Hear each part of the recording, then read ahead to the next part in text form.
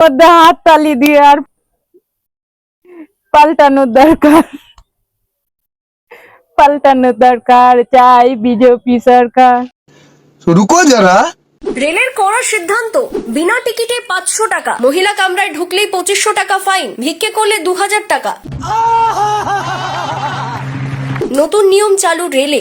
এবার টিকিট না কেটে ট্রেনে উঠলে গুনতে হবে দ্বিগুণ জরিমানা। আগে টিকিট না কেটে ট্রেনে উঠে ধরা পড়লে দিতে হতো